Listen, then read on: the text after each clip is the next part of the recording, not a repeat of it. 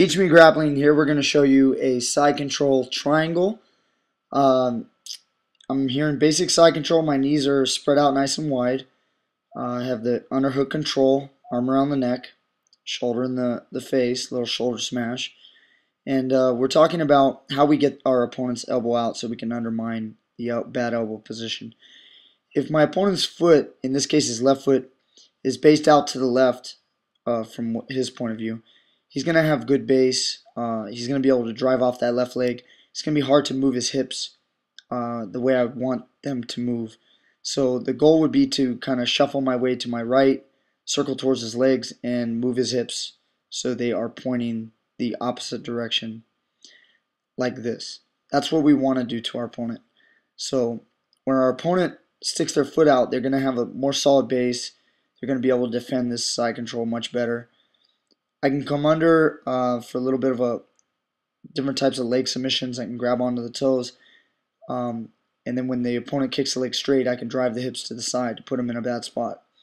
Some of those techniques aren't allowed in Brazilian Jiu-Jitsu, but they are allowed in mixed martial arts and in many no-gi grappling tournaments. So what I'd like to get his elbow out. Good competitors don't bring their elbows out, but you notice when his hips are sideways, it's very difficult because it gives me the angle that I can use my body to drive his elbow up. Watch as I walk back up to side control. Now his elbow's popped out, and this is the idea. So as we change the camera view, so we get a better look at the way the elbows popped out, this is what we want to do. We want to trap it. We want to make sure the opponent can't pull his elbow back in. Okay, so if his elbow's in, I want to make sure that his foot is not based properly. Okay, otherwise I can't go that way. I grab onto the foot. When the opponent kicks it, I make his hips face the opposite direction. Now it's time, if you can see the elbow on the near side, the opponent would like to keep his elbow in, but now I have the angle to drive upward back to my original side control, but now I have his elbow out the way I'd like. In this position, his shoulder is off the floor, and I smash his arm, his bicep region, his shoulder with my ribs against my own thigh. Just demonstrating right here, you should get in this position, just basing out. I'm smashing it with my body, showing how I don't even have weight on my opponent, but it's very difficult for them to move. Trapping that arm, it gives you great control. They shouldn't be able to escape. Now once we get in this position, the opponent could have their arm around my back or form in front of the neck. I'm going to bring my right hand inside so I can parry and drive that hand downward, grabbing the wrist. Okay, so if his arm is up there, I'll bring it inside, drive that hand down. Eventually I will get wrist control. His other elbow's out. He's not going to be able to defend too well.